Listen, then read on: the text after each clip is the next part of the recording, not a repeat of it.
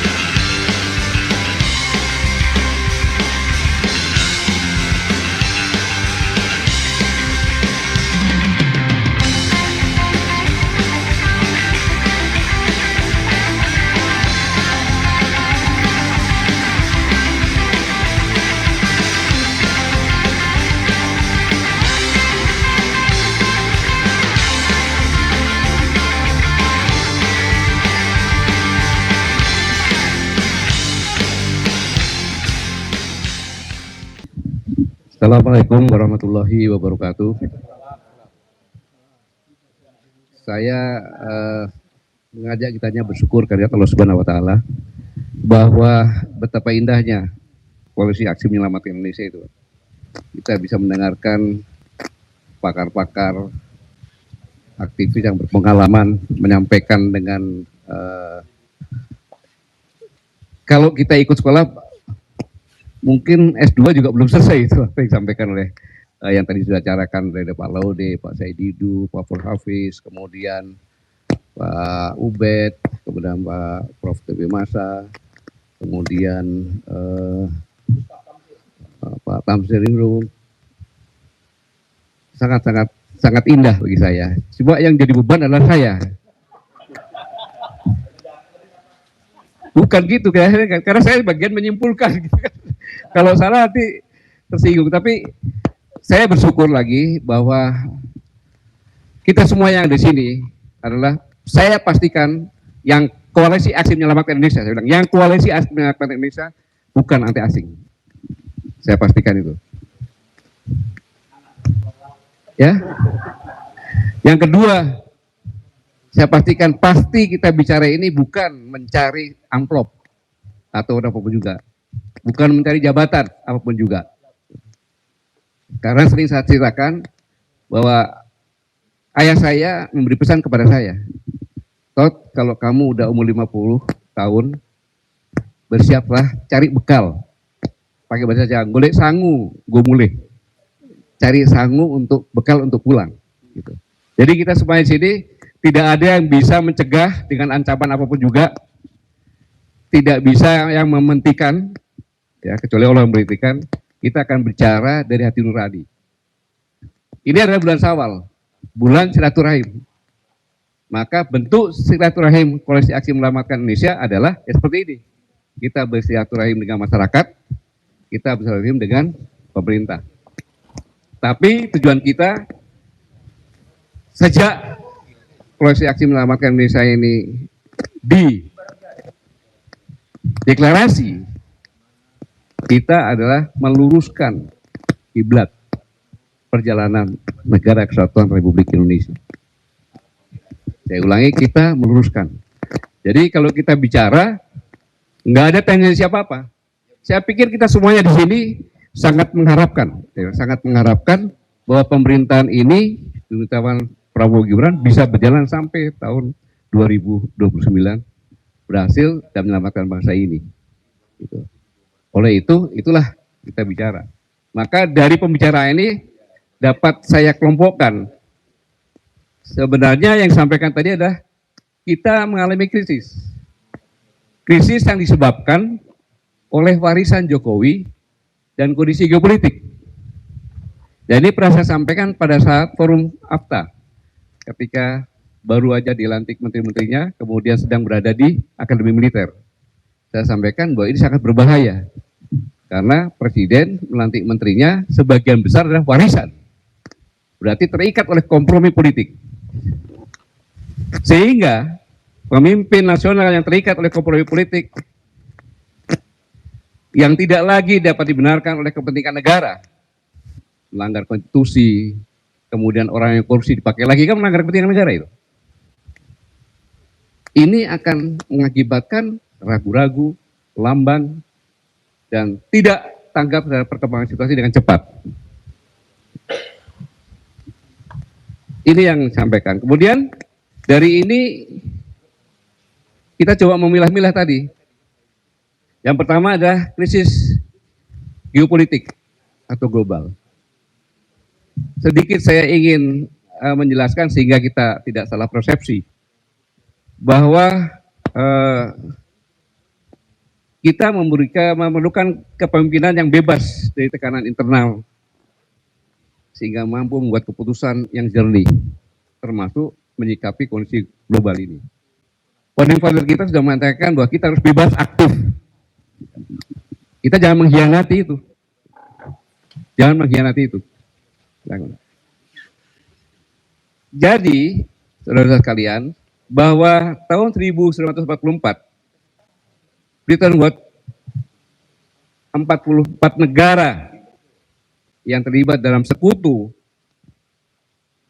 sepakat menjadikan dolar Amerika Serikat untuk cadangan dunia dengan nilai 35 US dollar setara dengan 1 ons emas. Karena memang Amerika mempunyai cadangan emas terbesar pada saat itu. Dan pemimpin memenangkan Perang Dunia Kedua. Jadi istilahnya emas digital kalau sekarang. Sehingga mulai dari 45 sampai dengan 71, itu US dollar menjadi patokan internasional. Karena memang patokan emasnya Amerika paling besar di dunia ini. Tetapi ketika terjadi perang Vietnam dan lain-lainnya, sebelum tahun 70-an, emas dari Amerika banyak terkuras. Sehingga kalau orang berduyun-duyun bawa 35 US dollar menukarkan emas, Amerika bisa bangkrut. Bahkan kurang. Untuk itulah maka yang dikatakan tadi, Pak Laude, bahwa Presiden Nixon berangkat ke Arab Saudi, menyampaikan kepada Raja Arab Saudi, tapi tidak ditanggapi. Kalau nggak salah besoknya 2 hari kemudian dia dibunuh. Ya? Iya, dibunuh. Itu peringatan. Maka diminta semua negara Arab, Bahrain, kemudian Uni Emirat Arab, kemudian Arab Saudi, itu diminta untuk menjual minyaknya dengan US dollar. Akan diamankan. Kalau tidak akan diberikan pelajaran yang sangat luar biasa. Maka dengan itu, bayangkan US dollar ini bukan seperti mata uang lain-lainnya. Dia nggak punya kolesterol. Tapi orang harus beli, karena tanpa dia nggak bisa beli minyak. Itulah sebagian yang membuat sekutu-sekutu merasa kok enak sekali dia kan gitu kan. Dengan Perancis, tadi saya jelaskan tentang Perancis dan sebagainya. Nah, ini bertahan terus, diusahakan bertahan terus. Tetapi, mulai ada China bangkit, dia ingin menginternasionalkan yuan. Dan Venezuela menjual 80%-nya ke China dengan yuan. Itu sangat berbahaya bagi Amerika. Maka dikerjain. Yang kedua, Iran apalagi? Iran bisa kaya, sampai sekarang walaupun diblokir, itu karena menjual 80% lebih minyaknya ke China dengan yuan. Maka harus diberi pelajaran. Kalau tidak, petrodolar akan kiamat. Dan Amerika pasti bangkrut. Karena cuma kertas. Bayangin US dollar itu, hanya kertas, gak ada kualitasnya, lebih tinggi dari emas yang kita punya nih, di kaki kita ini. Maka, itulah yang terjadi, sehingga dari petrodolar menuju ke multi. Jadi, nggak cuma satu mata uang saja gitu. Karena China kan masih lama untuk bisa menjadi internasional. Dari ini, saya simpulkan saja bahwa Iran sangat cerdas. Iran sudah lama memperhitungkan, maka tempat yang per hari 20 juta barrel itu, Strait Hormuz harus dia kuasai. Apapun juga harus dia kuasai. Dan ketika dia kuasai, semuanya kalang kabut. Kemudian Iran juga tahu, Dubai, Bahrain, Arab Saudi, itu menggantungkan 60% pasokan air pada pabrik desalinasi. Dan dia ancam itu. Kalau itu dibom, maka 2 minggu selesai itu semuanya. Kekeringan sana, kehausan. Itu ancamannya gitu. Jadi Iran punya 2 itu. Jadi 10 juta orang kurang lebih lah kira-kira. Karena air merupakan kehidupan dasar. Air merupakan kehidupan dasar. Ini poin bahwa kita sangat berlimpah air di sini. Dan juga bisa menyebabkan perang. Kemudian Iran sudah sejak lama mempersiapkan dengan pertahanan tersebar yang tidak terkoordinasi. Gitu. Jadi punya kewenangan masing-masing, dikendalikan dengan yang paling tinggi. Tersebar dia. Kemudian hebatnya punya drone. Samet yang harganya cuma kurang lebih 20 ribu dolar lah kurang lebih lah. Melawan dengan rudal Patriot yang harganya setara dengan 4 juta. Berapa lama Amerika melemparkan 4 juta dengan dia cuma sekitar 200 ribu dolar. 20 ribu US dollar. Nah itu kalau terus-terusan saja habis nanti itu Amerika. Kemudian Iran punya jaringan. Hizbullah di Lebanon, Houthi di Yaman, milisi Syiah di Irak, Hamas di Gaza. Ketika Iran perang, kelompok-kelompoknya juga berperang untuk Iran dari berbagai sektor yang ada. Ini yang bikin capek Amerika sama Israel. Dan hebatnya yang selama ini yang pandai membuat opini adalah Amerika, dibalik oleh Iran. Bahwa Iran adalah yang diserang dan mempertahankan kedaulatannya. Dan disampai ke semua dunia. Maka dia mengutuk Amerika dan Israel. Dulu tidak, Irak dibuatkan bom kimia. Libya juga sama. Iran paham itu, maka dia cepat dulu menyampaikan bahwa dia mempertahankan kedaulatannya. Dan Iran sama dengan Indonesia, sama dengan Vietnam. Ketika ada musuh dari luar, maka semua rakyat bersatu. Tanpa melihat status, mereka bersatu untuk sama-sama berjuang. Itu sebenarnya kelebihan negara kita. Jadi Indonesia tidak usah takut jadikan Venezuela, nggak bisa.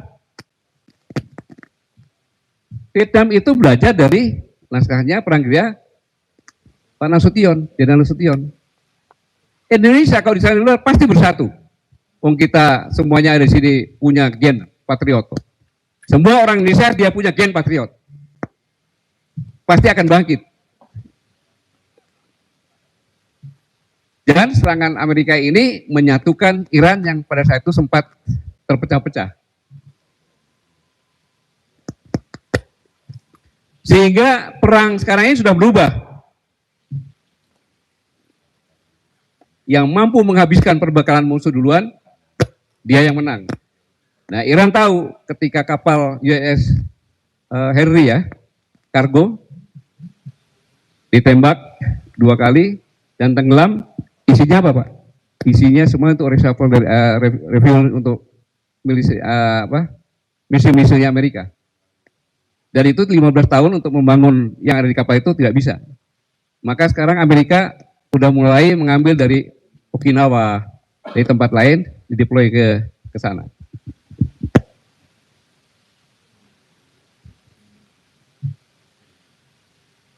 Jadi sumber-sumber ya bisa air, makanan, energi, dihabisin duluan, dia akan menang.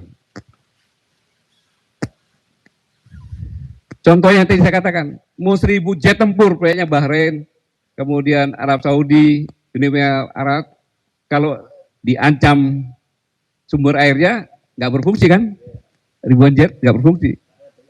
Amerika mau bantu juga jangan bahaya gitu kan. Nah itu perang, karena air dan pangan adalah segalanya. Lalu dalam kondisi ini dengan perspektif global, apa yang harus kita lakukan? Jelas kita yang saya sampaikan, kita harus diplomasi bebas aktif, tetapi cerdas. Bebas aktif, cerdas. Jadi diplomasi informasi bertingkat, menang di tingkat global tanpa kehilangan akar kepentingan nasional. Ini yang harus benar-benar kita lakukan. Nah, dalam hal ini ada indikasi bahwa Presiden cenderung berpihak ke Amerika dan Israel. Cenderung berpihak. Ini bisa kita buktikan apakah Presiden pengkhianat atau bukan. Tadi Prof. Hafiz bilang kalau pengkhianat dilempar ke laut kan, Pak? Ya. Kita tes aja. Kita punya jalur penerbangan ada 3 ALKI. Di semua penerbangan bebas lewat kapal perang manapun, bebas lewat situ. Tanpa harus pakai prosedur, hanya memberitahukan saja saya lewat. Ada hal yang rawan. Kalau dari Okinawa itu berangkat untuk ke Diego Garcia ya. Diego Garcia. Jadi dari lapangan udara Kaden Okinawa itu akan melewati Laut Cina Selatan masuk ke Selat Malaka. Itu kan jalur internasional. Nah, kalau nanti Amerika iseng minta kepada pemerintah Indonesia supaya boleh melewati sama 1 menit, 2 menit wilayah Indonesia, apa artinya? Apa artinya? Pengkhianat. Kita sudah blok, kita masuk bagian daripada Amerika. Karena jelas ini untuk perang melawan Iran. Mari sama-sama kita cermati ini. Ya, jangan sampai ini terjadi. Kita bicara seperti ini lebih awal. Agar benar-benar kita ini negara yang bebas aktif. Kita bisa lobby kemana-mana pun juga, karena peluang kita untuk bisa maju, ya kalau kita bebas aktif. Karena pendiri bangsa ini sudah menerapkan itu. Ini perumpamaan saja. Ini perumpamaan saja. Perumpamaan saja. Kan kita belum tahu kan gitu. Karena hitungan saya tadi begitu perbekalan di daerah Timur Tengah sana habis, maka pangkalan-pangkalan militer di mana akan diambil, dibawa ke sana kan gitu. Kalau itu lewat, ya harus benar-benar diperhatikan. Kemudian juga kita sebenarnya punya potensi yang saya sampaikan tadi. Bahwa kita punya pulau-pulau besar, itu merupakan kapal induk kita, itu pulau-pulau besar. Dan kita sudah punya doktrin pertahanan yang lahir dari kemampuan kita sendiri. Sisa Karata. Maka sudah waktunya kita mendata benar potensi energi, pangan, air, dan kekuatan masyarakatnya, dan lain sebagainya, sehingga kita punya pertahanan di tempat kita masing-masing, dan bekal pokok yang bisa menangkan itu tidak akan habis. Karena kita punya semuanya di tempat, beda dengan negara-negara lain. Ini harus kita kembangkan.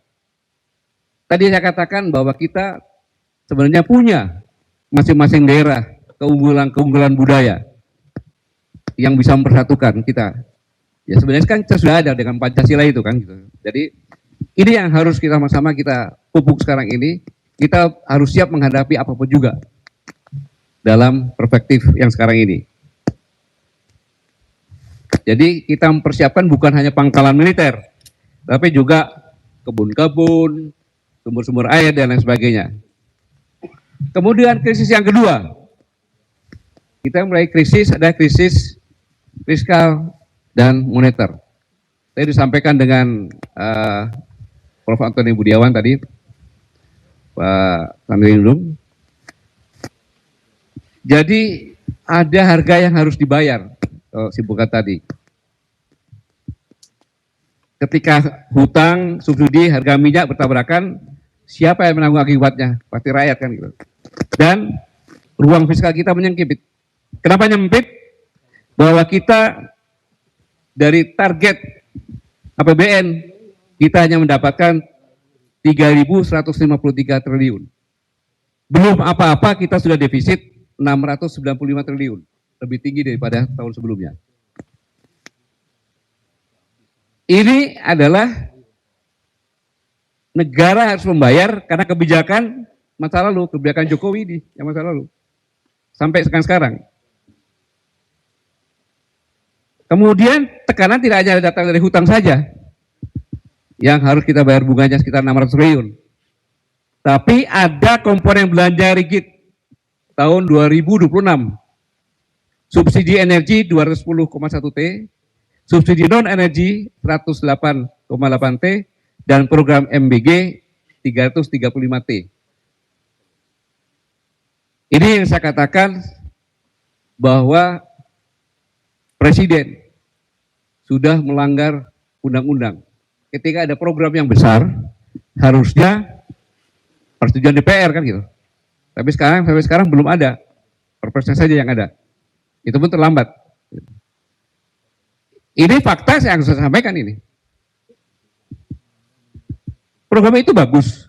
Ya, program itu bagus dengan tujuan disampaikan tadi oleh Pak Tamrindu, kemudian Pak Laude. Itu program itu bagus. Hanya yang bagus itu kalau dilakukan dengan tidak cara yang benar, akhirnya kan tidak bagus. Kemudian tidak dikontrol pun, akhirnya tidak bagus. Gitu.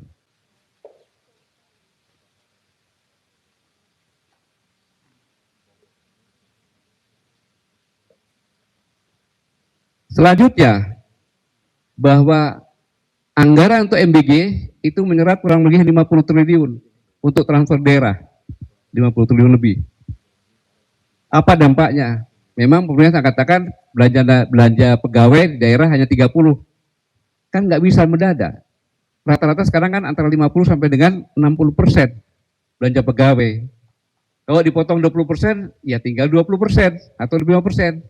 Maka nanti coba yang Pak Saididu pulang kampung jalannya masih bagus apa enggak? Gitu kan. Ya jangan salahkan bupati, bupati nggak punya uang.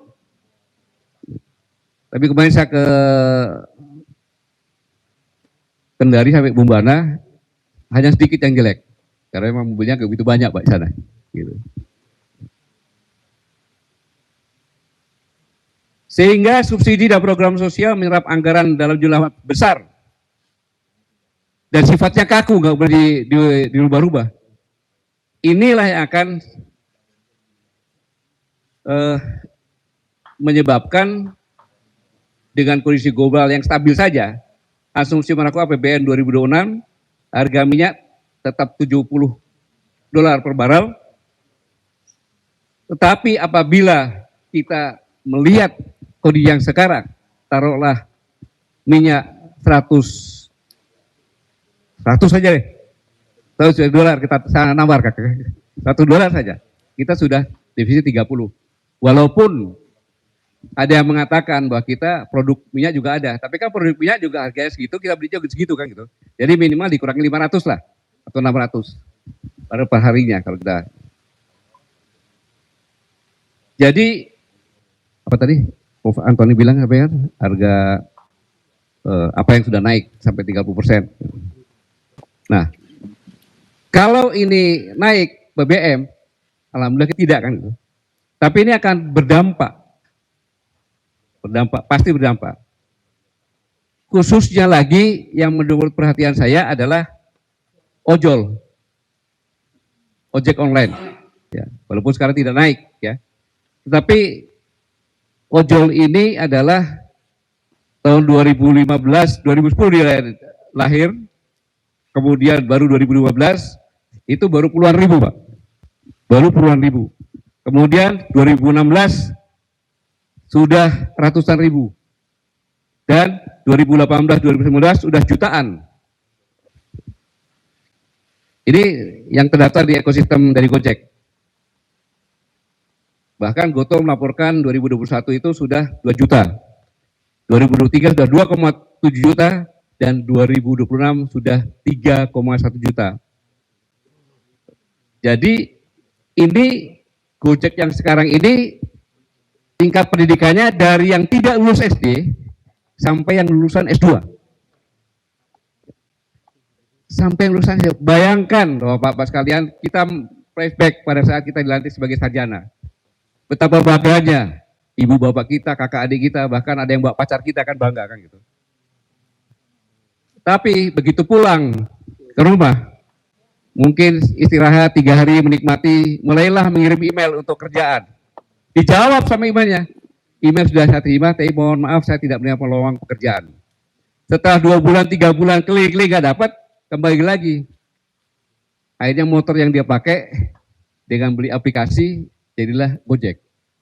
Apa ironisnya? Ironisnya di pinggir-pinggir jalan itu otak-otak cemerlang. Dia hanya melihat aplikasi yang menunggu panggilan saja. Itu sarjana-sarjana S2 kita. Menyedihkan gitu. Maka kesempatan ini saya minta tolong kepada teman-teman tekan pemerintah untuk menyampaikan kepada aplikasi Goto untuk mengurangi persentase yang disetorkan. Mengurangi, karena begini, ketika masih ribuan itu luar biasa Pak, bisa sampai 1 juta dia dapat sehari. Tapi begitu sekarang ini nyari 150 aja berat. Dia tidak punya asuransi, tidak punya apa-apa. Kalau dia nggak narik, ya nggak dapat apa-apa. Jadi pemerintah harus peduli. Minta, butuhkan kamu sudah berapa tahun? Sudah balik modal, break point. Jadilah patriot. Memotong setoran dari ojek-ojek itu tidak seperti sekarang. Ya mungkin 25% atau 30%. Karena sekarang Gojek itu sudah menjadi jejaring sosial. Ini tolong kita teriakkan bersama-sama ini. Saudara-saudara kita, jangankan saudara sapur saya aja yang ngojek kok. Ya bayangkan, kita nggak sedih. S1, S2 di pinggir jalan, nunggu aplikasi untuk panggilan Gojek. Belum kita bicara UMKM. Memang UMKM kita luar biasa, banyak sekali. Banyak, tetapi Pak, Gojek, supir Gojek beli yang jualan pulsa. Ya kan? Yang jualan pulsa dapat duit, beli nasi goreng. Ya kan? Jualan nasi goreng, beli pisang goreng, singkong goreng, geplak, muter-muter aja situ. Jadi UMKM kita itu dari rakyat miskin untuk rakyat miskin. Seharusnya dari rakyat miskin untuk yang kaya. Jadi kalau salah satu tadi penjual pulsa gak ada, tukang Gojek bingung nanti. Ini, kalau pemerintah bilang itu namanya kan pahlawan, ya, pahlawan ekonomi. Padahal bahasanya sebenarnya itu bukan pahlawan. Maaf, saya tidak bisa mencarikan kerjaan buat kalian. UMKM, daftar pekerjaan saja harus punya BPJS, kan gitu. Buat BPJS harus punya pekerjaan. Gimana nih coba? Saya daftar pekerjaan harus punya BPJS. Tapi BPJS persyaratnya harus punya pekerjaan, kan gitu. Ya mudah-mudahan ini sampai sama Presiden, ya tahu bahwa itulah kalau menggunakan orang-orang yang sudah kita sampaikan sama-sama pada 18 Agustus terjadi sabotase struktural. Belum lagi kalau saya bilang energi. Sekarang saya dengar RKB belum keluar. Jadi kalau kita punya batu bara itu untuk RKB. Ya? Kecuali yang besar. Yang lainnya belum keluar. Permasalahannya bukan itu. Ketika tidak keluar-keluar, yang biasa mensuplai batu PLTU, itu akan habis dan gelap. Ini saya mau ngomongnya juga gimana caranya ya. Jadi saya ulangi tadi bahwa unit aplikasi harus manusiawi lah, sehingga Gojek itu pulang bisa ada yang dibawa, karena ini alternatif kerjaan. Kita juga berterima kasih punya aplikasi ini, ya punya tempat kerja ada, tapi dalam kondisi yang seperti ini hendaknya ya dikurangi 30% gitu lah, sehingga mereka bisa, karena sudah makin banyak semakin bersaing. Kalau di Jakarta sekarang ini dari Cibubur mau ke Cepite belum tentu mau Gojek, karena kalau jauh dia akan rugi. Ya. Oh, selamat jalan Pak Nasir. Sudah diingatkan. Terima kasih.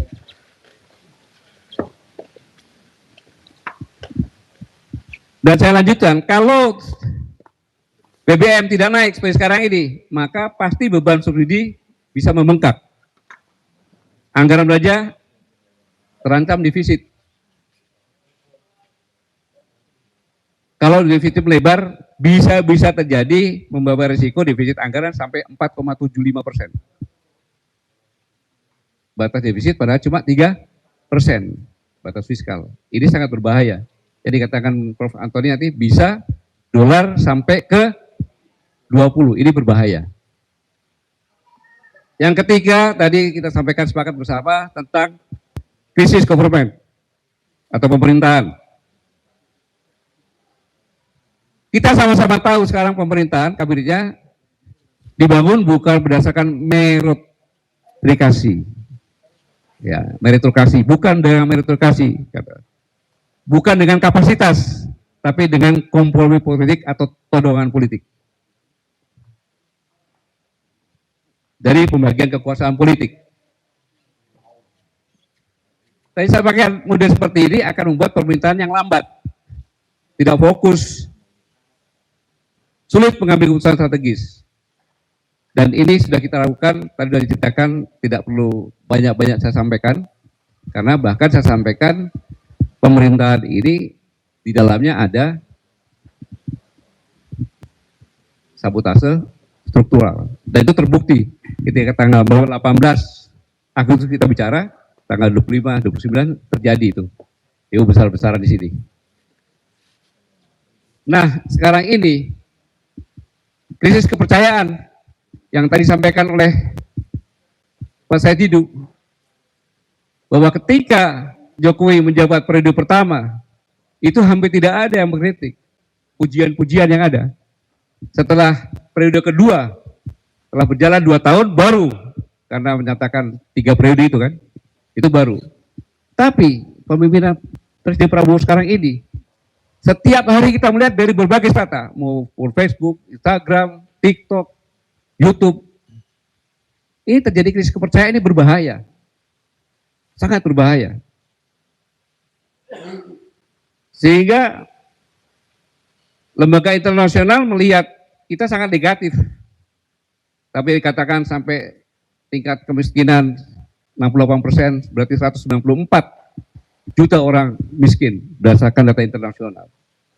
Dan ekonomi kita tidak menjanjikan, investor tidak berani, sehingga kalau kita lihat saham itu sempat anjlok, karena investasi jangka pendek dari luar, ya saham itu kita lihatnya. Jangka panjang banyak kan. Kalau udah pernah cabut, orang investasi saham, 2 prinsipnya, saya bisa masuk dengan mulus, saya bisa keluar dengan mulus. Tapi kalau sempat 13% turun, bangkrutlah saya.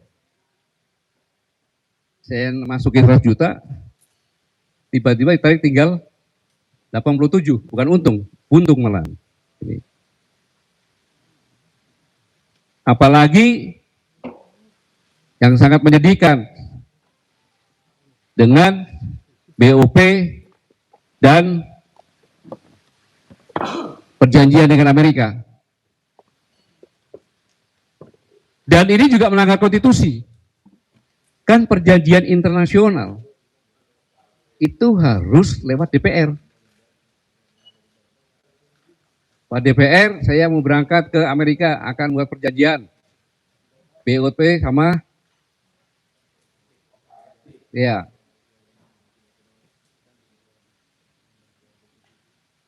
Kalau tidak pun kembalinya kan sampaikan juga kan gitu. Itu undang-undang jelas loh.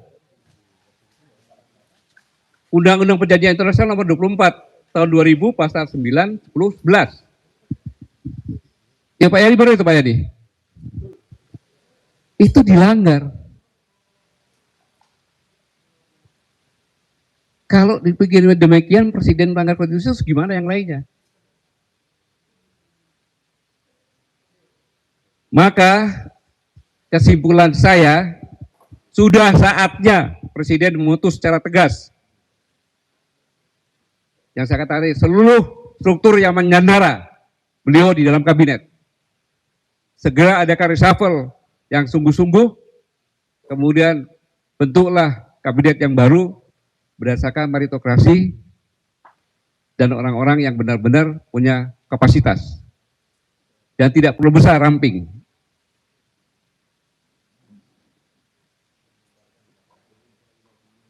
Ingat, sejarah selalu menunjukkan bahwa kepemimpinan besar lahir justru dari keberanian mengambil keputusan yang berat, tapi benar, walau sulit.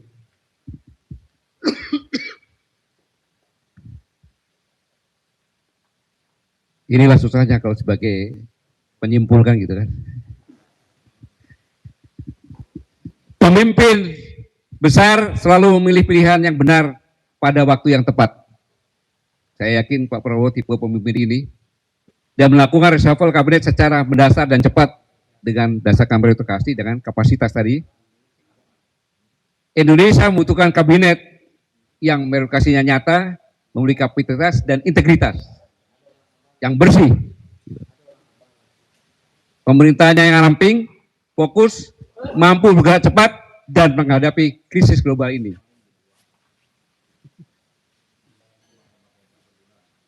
Sehingga presiden memimpin tanpa tekanan dari kompromi politik. Jelas negara yang besar memerlukan sistem pemerintahan yang benar. Bukan seperti sekarang ini. Sudah terbukti kok, pemerintah sekarang ini tidak demokrasi. Kalau demokrasi bisa menaikkan 20% ya. Tadi, Bang Ubed, iya kan? Kalau pemerintah yang demokrasis bisa meningkatkan berapa? 20%. Kita mana meningkatkan. Sehingga saya sampaikan masih ada kesempatan untuk mengubah arah keadaan ini. Masih, saya yakin itu. Mas Edi Nur yakin nggak?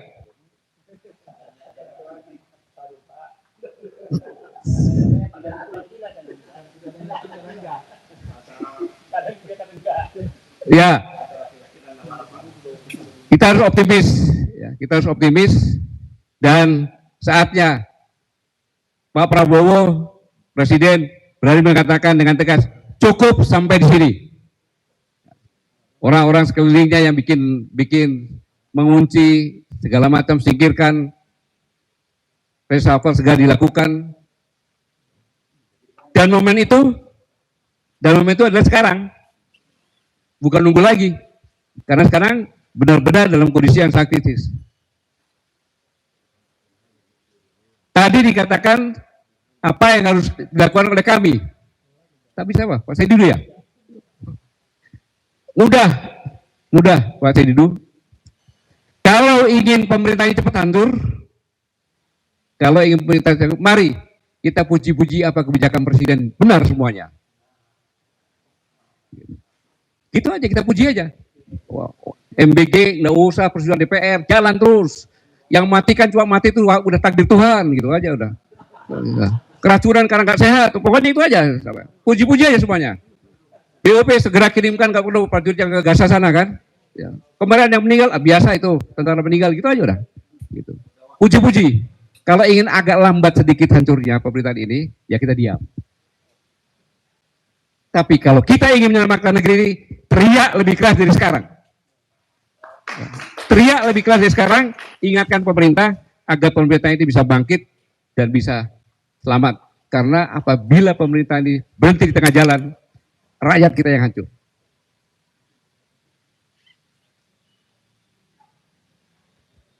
Ini tugas dari Pak Saididu, sudah saya jawab apa yang sudah dilakukan oleh pemerintah. Jadi kita mau diam, ya, muji-muji, atau kita teriak. Kalau teriak resikonya kita akan diserang sama banser-banser dan buser-buser. Banser jadi buser. Gitu. Banser itu bukan bantuan NU, bantuan serangan, gitu. Jadi ada booster yang inti, ada pembantunya, itu saya katakan banser itu. Dan itu jauh dari mati, masuk telinga kanan jangan beri masuk, pantulkan lagi.